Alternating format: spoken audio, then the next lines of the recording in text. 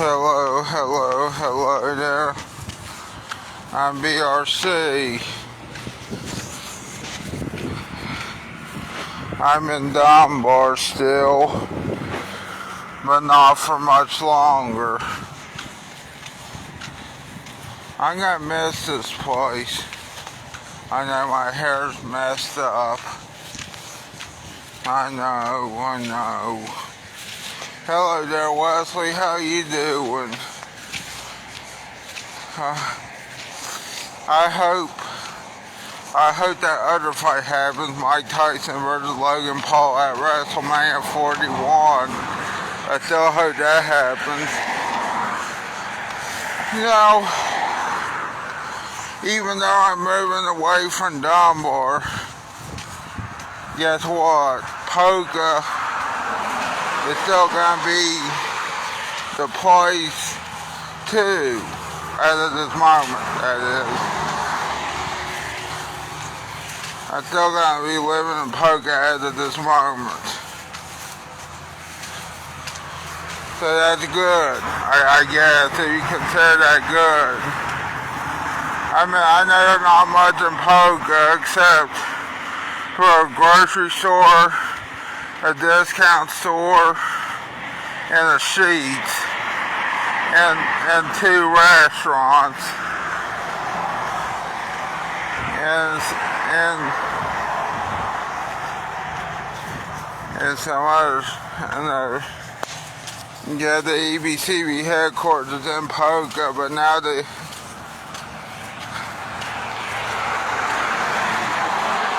my head is, I don't know, my head's hurting. Hold on. I think it's because it's cold out here. I don't know. I really don't know why my head's hurting. It just started hurting. Yeah, in the marathon where the coin pusher is, I don't want to play that ever again. That's a scam too.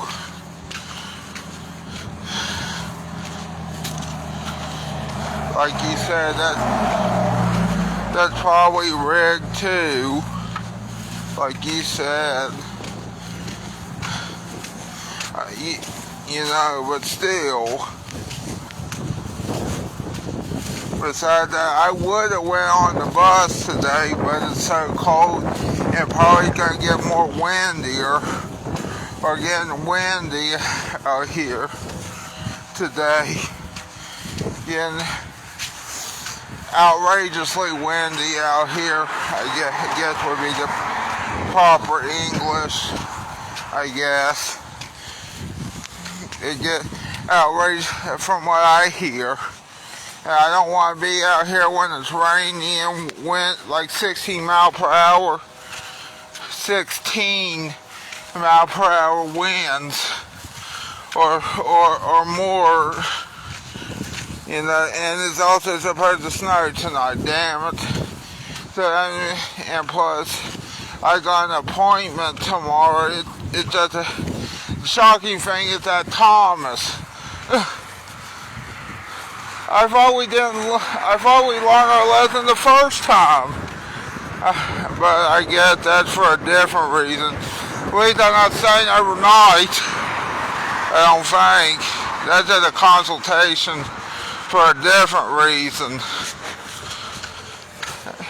Last time I checked, Thomas almost killed me over there in South Charleston.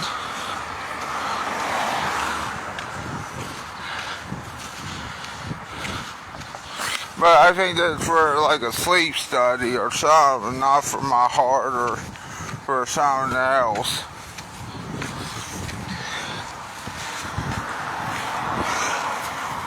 Technically, Davey owns Thomas now. Yeah, but did Thomas almost kill me the last time? Last time I checked, Thomas about killed me. The last time. Hell.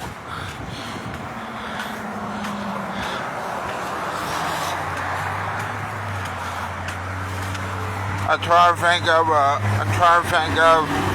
how it'd be equivalent to, but it'd probably be dirty enough that Facebook would ban me.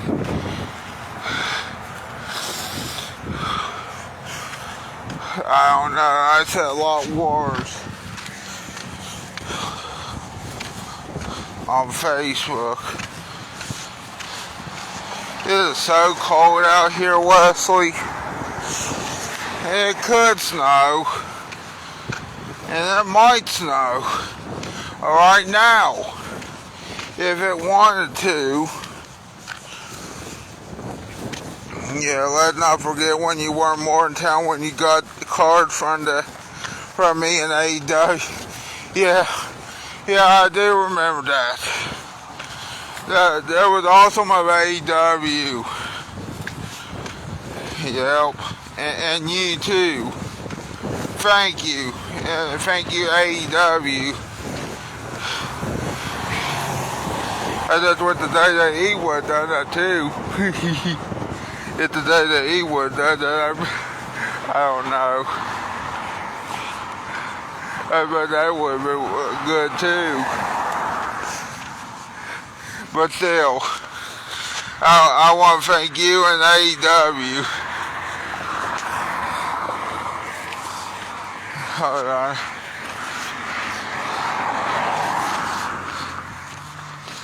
You know what else? You weren't expecting that, were you? No, not really. Not the AEW one, I wasn't.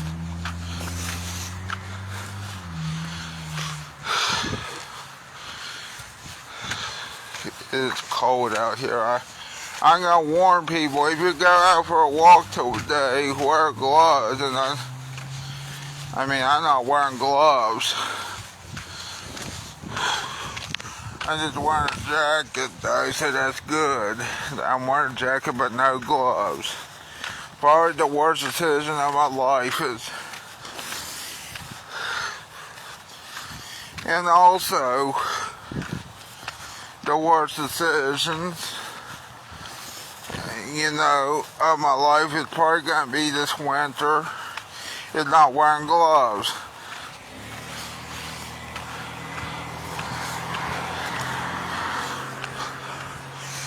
Wouldn't have to worry about food going bad in the cold. Yeah. I guess. I don't know what you mean by that, but okay. Yeah. I'll let the power goes out, and then it warms up the freezer, and then you leave the freezer open or the refrigerator.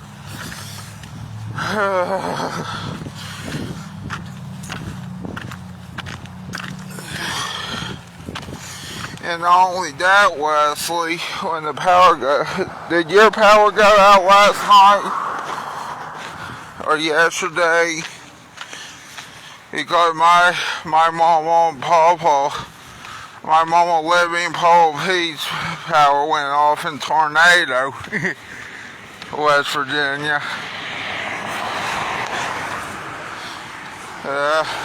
It's weird that there's there are two towns in West Virginia named after storms, hurricane or hurricane, and then a tornado, West Virginia. Get it? Hurricane and tornado. Yeah. I think that's hilarious now that I think about it.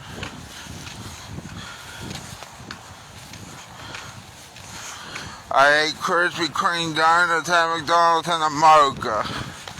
So I should have had the energy, but I really don't have the energy, if we're being honest. I guess donuts and coffee don't actually give you energy. It just wears you out. I'm trying not to cuss on here, but it might happen because it's so cold. It's so cold out here that, even though it's not snowing, I can still make a snowman. Not really, but you get the point here. It is so cold that it's cold. No. I mean, it's so cold out here. I'm not joking here, people. It's no joke out here this morning. And I bet your ass is not a good day to be out here in the cold. Hold on, man. I still want to let you know something, people. Hold on, man. No matter what happens,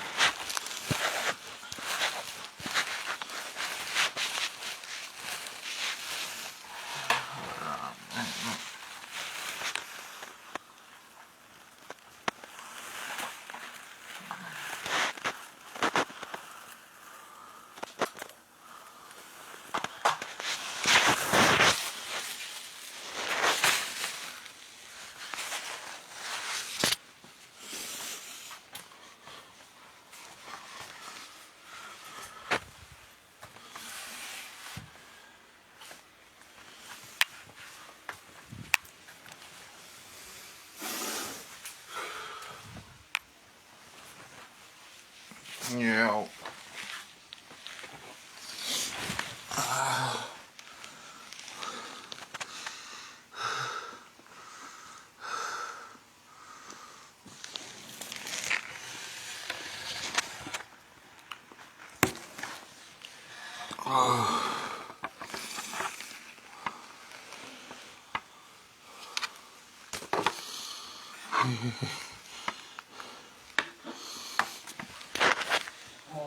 Once we have the chocolate poured in, we're going to take these to chill, and then as soon as they're finished setting, we'll pull them out and set them.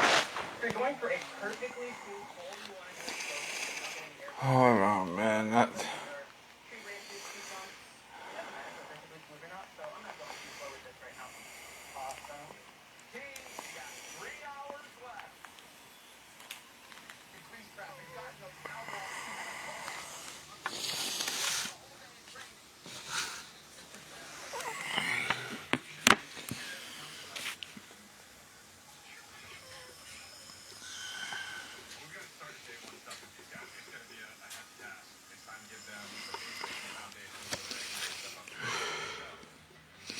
Help me.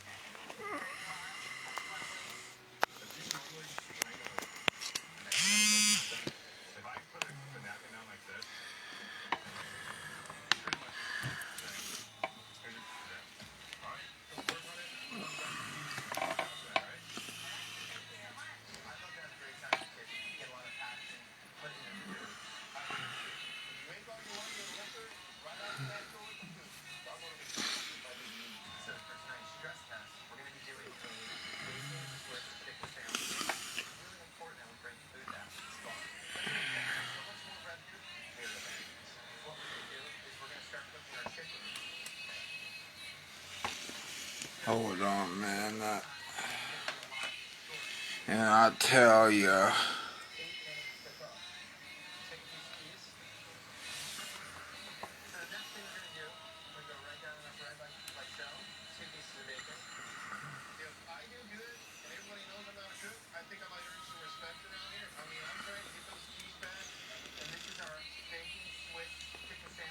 The other day, I was looking at travel packages for Day E. If you want to get them, go ahead. But right now I can't get them. But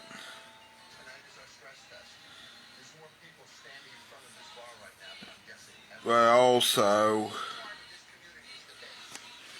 I found out that their highest priced one is so outrageously expensive. I'm actually going to tell you, the champion one, I mean, you get all these cool stuff, okay, people, but the only thing I don't like about the champion one, let me think here, you get floor seating, and I don't like that. And also you get this ringside photo op at the Royal Rumble pre-show, all-inclusive hospitality with McFoley, exclusive Royal Rumble priority pass gift pack, and also official Royal Rumble ring mat plaque. So yeah, there you have it. There's all of that, and also more details. You also get a dedicated priority pass entrance and Day credential and lanyard. Well, here's another thing, people.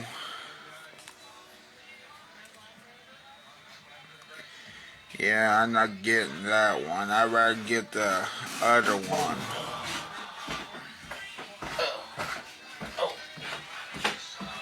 What are you up to? Filming. Live stream. Yeah. Reporting live from Dunbar, West Virginia. Yeah. All the news that isn't news. Yeah, including the wrestling ones. Yeah. Any new information you found today you want to tell us about? Well, other than no, I haven't found any. Other than I did find out that now McDonald's and Krispy Kreme are now together. They merged together? Or? No, they actually sell the Krispy Kreme donuts. Okay, they're just joining forces, basically. Yeah. I just wish it was, you know. They should do a Big Mac with a donut bun. Yeah. You'll have to tell them what to do next if they want to get money up. Yeah, or get wild. Tell them the Diabetes Council will be after them. Yeah, or somebody else will be after them. A lot of people be after them. Yeah. If we're being honest, you know.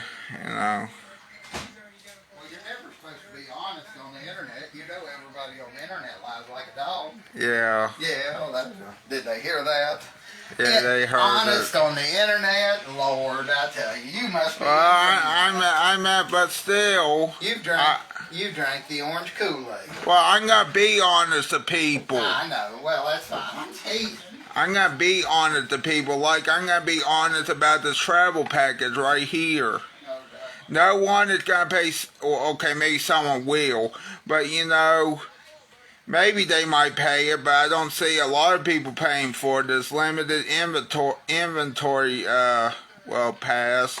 $6,500 per person. That's a little pricey to see wrestlers. Yeah, and to think it could be a bad event too. Think about that, people. It could be good, it could be bad. Yeah, and you know what? Not to be narcissistic, but my hair's a mess. Yeah. I need a haircut. Also, but their lowest price I can deal with a little bit more. Maybe. Their lowest tier is actually a bargain. Well, to some extent, I mean, it's a bargain for me. And because it's upper level seating and it's not the floor seating, that's good. And also, I would tell you the rumor. Now, this one is a rumor still, yeah, but here's another thing. If we're being honest about that, it probably won't happen at WrestleMania 41. It'll probably happen on a different special. I heard Hulk Hogan was gonna hump Trump. Yeah. And I heard Hulk Hogan may die before long too. You never know. Well, Trump will kill anybody off. Well, I mean Hulk Hogan's gonna die anyway. Oh, that orange dust that Trump sprays on him must be very dangerous. Yeah. Well. That's a deep subject. Yeah. I don't know what's gonna kill Hulk Hogan, to be honest. His age or his... Yeah, or something.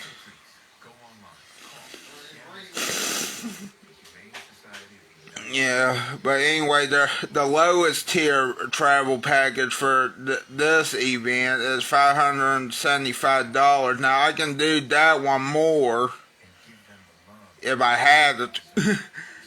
That's actually a bargain for, for anybody, actually. If you think about it, because it's upper level seating, you can see the whole ring then. And guess what? You don't have to sit on that stupid floor with the drunks, No offense. No offense to the drunks, but you're drunks. Sometimes. Okay, I wouldn't say they're drunk as a monkey, but still. They're about as drunk as a skunk, That's what I would say. Drunk is Pappy Le Pew? Yeah. He'll say, get drunk on my scent, my sweet love. Wee wee, let's go to Paris and get in the sewer canal. I'm gonna go exercise now. That's the end of the Looney Tune knockoff episode. Yeah. Most plans include the Humana Healthy Options allowance. Was the night before nothing. And I'm gonna tell you about the add-on experience. But I know you're gonna go exercise, but I'm gonna tell the other people. The add-on experiences, which is cheaper than the others. I wanna add on a fun burger with my Big Mac. I wanna see that girl get up on the counter and dance. Yeah. Yeah, I want an add-on experience. I don't know what type of add-on experience, but I don't know. I need to go shit again. Shit.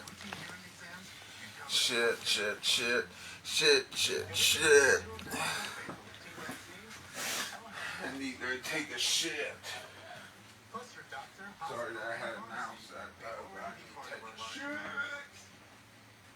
So call the number on your screen now and speak with the licensed Humana sales agent. Wouldn't you love benefits like a monthly allowance to help pay for eligible groceries, utilities, rent, and over-the-counter items? So if you have Medicare and Medicaid, call the number on your screen now and speak with the licensed Humana sales agent. If you're eligible, they can even help enroll you over the phone in a Humana Medicare Advantage dual eligible special needs plan. And remember, annual enrollment ends on December 7th. So call now.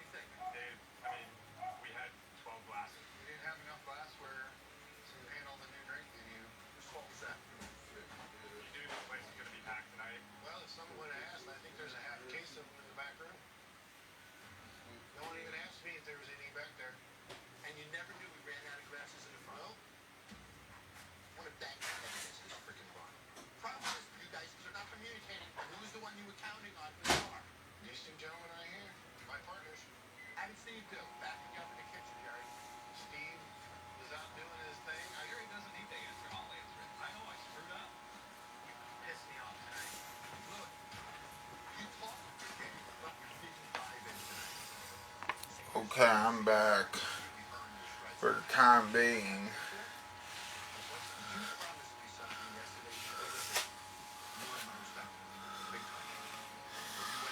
Okay, now you're gonna watch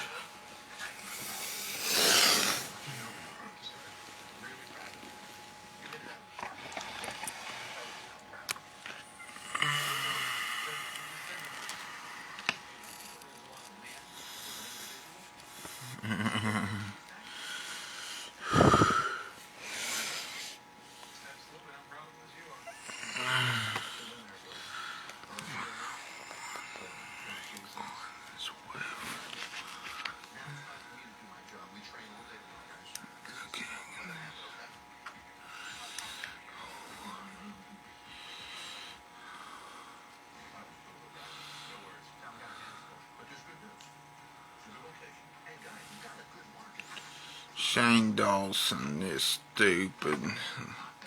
Okay, maybe he might have a point, but it's not gonna end the world that quick, though.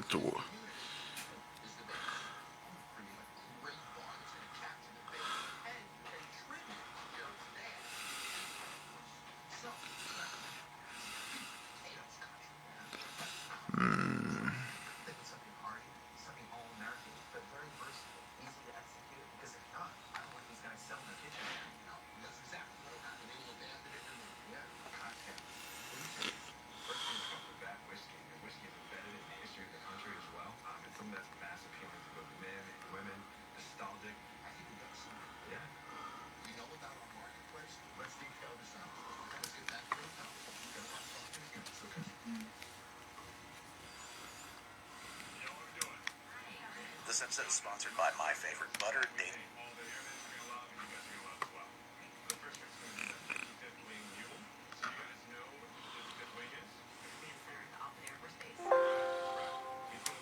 Creamery. I've teamed up with them to bring you a series of excellent recipes this holiday season. Danish Creamery European-style butter is extra churned with 85% butterfat for a richer taste and texture. The butter is a unique blend of Danish heritage and American innovation, and the product speaks for itself. For more info on Danish Creamery, head to the link in the description.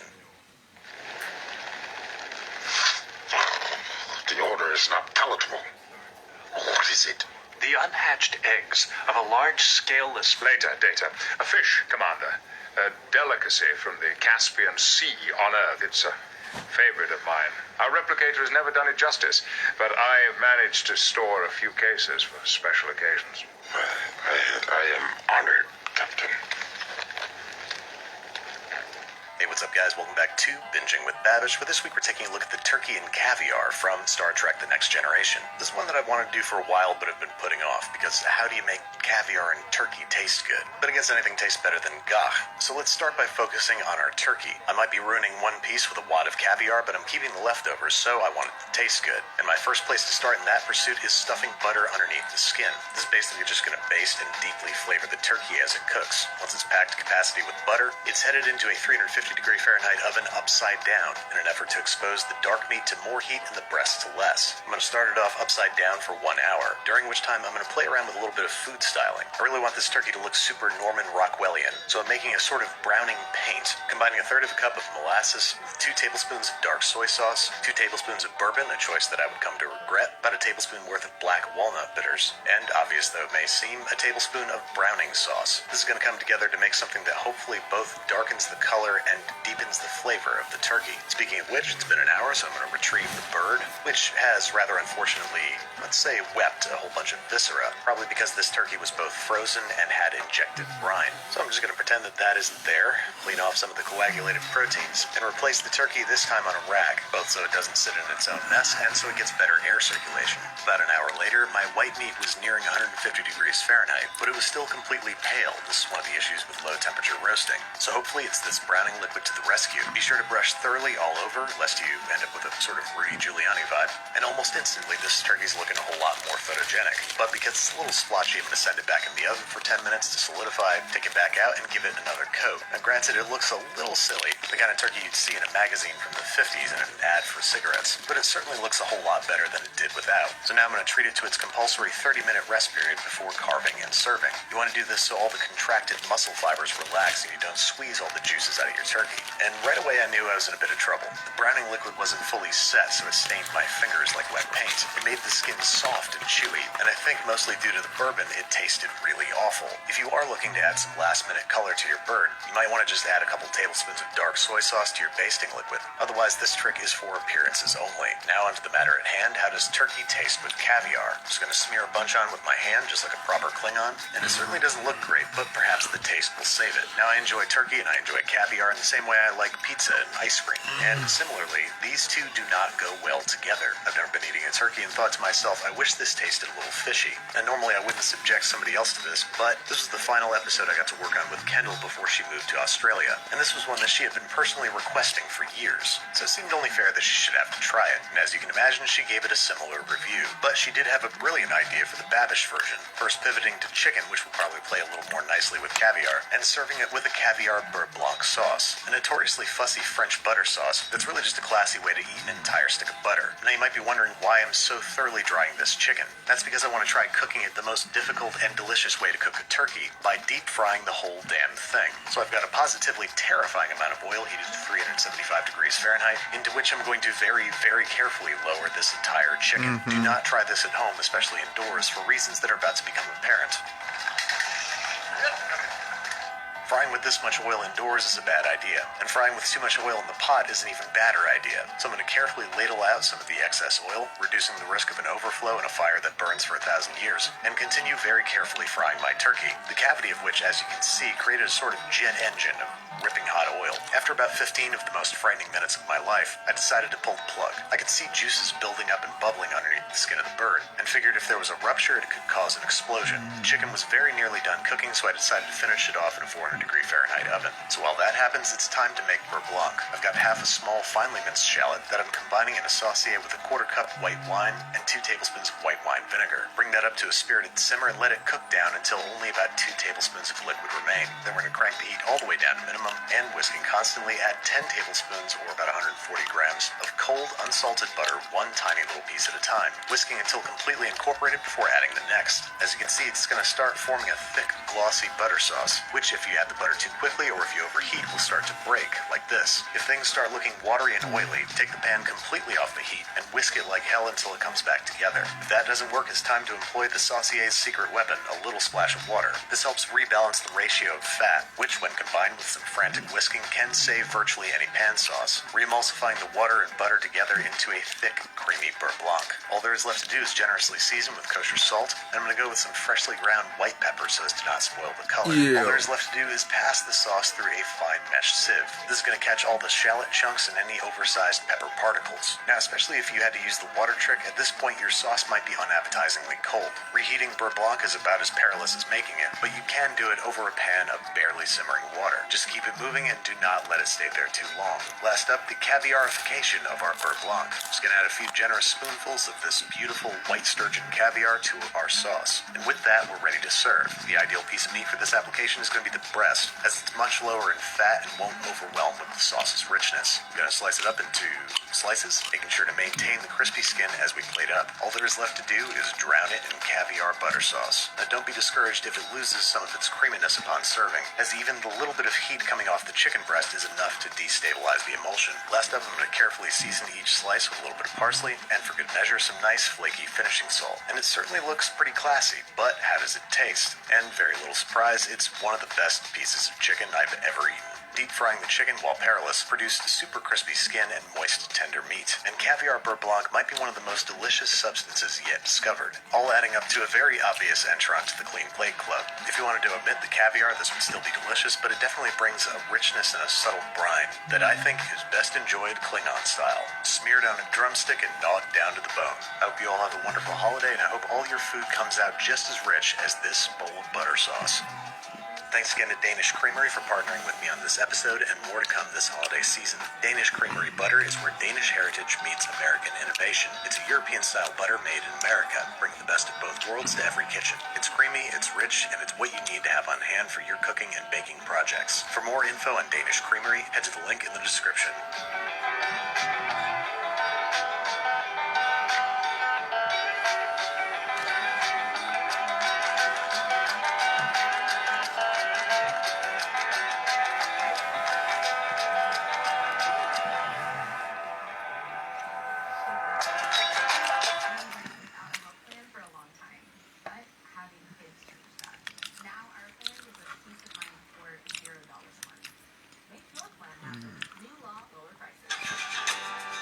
I'm saving up to buy a house, so I want to avoid big medical bills.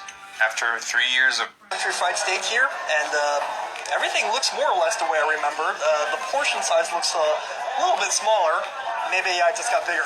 Maybe that's all it is. But I'm pretty pleased with everything. I mean, that's the country fried steak with gravy on top. Can't miss the gravy.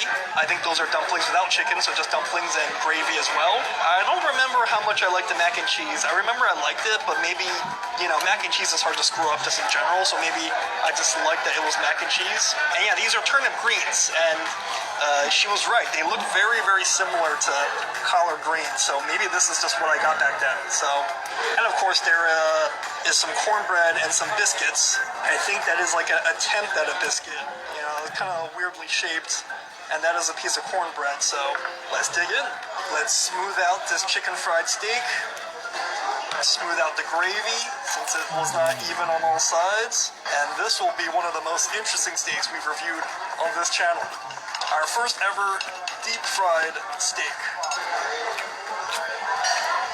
I feel like it's probably not fair to, judge what's basically steak gets deep fried like a chicken, hence chicken fried steak by steakhouse standards. So a little more gravy and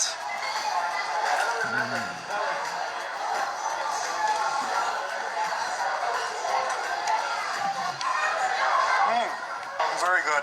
Just the way I remembered. It might even be better than I remembered.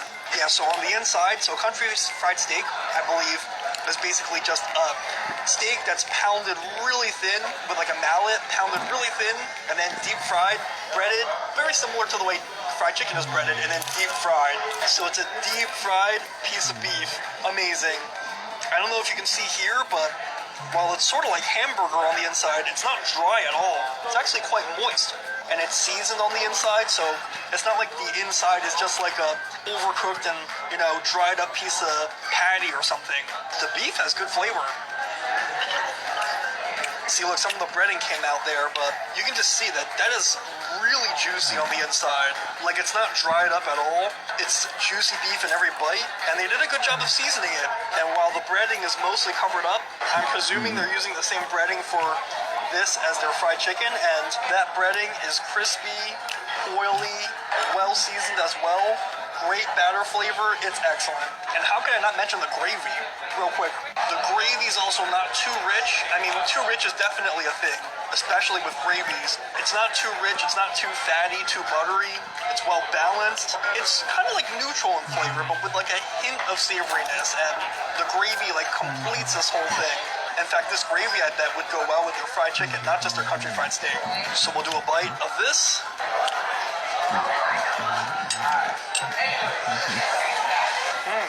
And we'll try some of the mac and cheese. And I will say that this mac and cheese is not one of the better ones I've seen. This one is looking a little bit more on the average end, as long as it tastes better than it looks.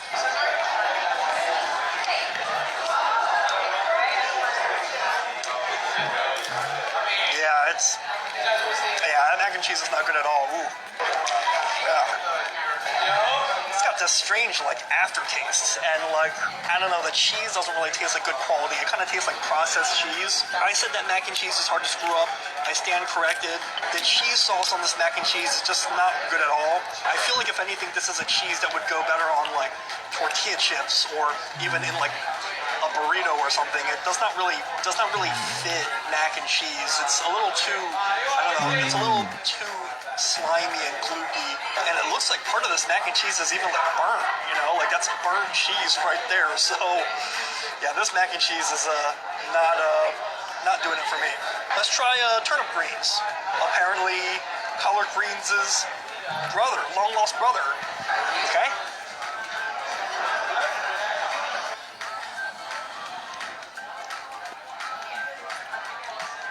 That's not great either. Ooh.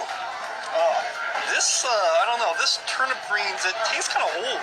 What I think is smoked turkey on the inside. I mean, it just looks old, it looks leftover, it's like stringy, and, you know, I get using leftover meat to put into other things like turnip greens and stews and stuff, but in this case, I think this is a little bit, you know, beyond its freshness date. Not just the meat, but the greens also don't look super fresh. I mean, they don't taste super fresh either. The whole thing has like a weird aftertaste, and it doesn't really have that crispness from fresh vegetables. Yeah, when it gets clumpy like that, I feel like it might be old. So yeah, that is not great at all. Yeah, so 2 strikes so far. Hopefully not a 3rd strike. Lastly, let's try the dumplings. You know, the Western style dumplings, American style dumplings. Not to be confused with a Chinese jiaozi or Japanese gyoza. All right, let's give this a try.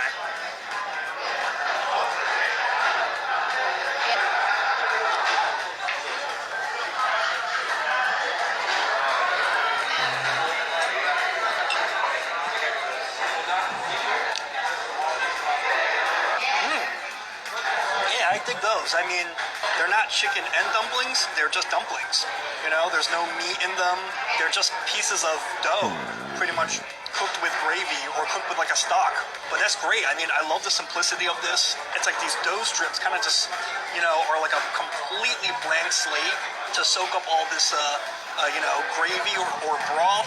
Not just a blank slate. I mean, the texture, I mean, really, like, the texture helps to amplify the flavor of the broth or gravy that it's in, and they're not too doughy. They have like a nice chewiness to dumplings. These are fantastic. In fact, this is actually kind of similar to there's a Chinese dish that is sort of like this. You know, like some pieces of dough kind of just dropped into a hot broth to make like a, you know, like a soup, sort of like a noodle soup, but with dough balls. I think it's called mian gada, if I remember correctly.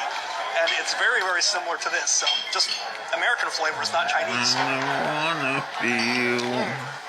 I dig that. That might not be for everyone. Some people might think it's, you know, kind of bland, but I really, really like that. We'll quickly try a bite of each of these and then call it a review.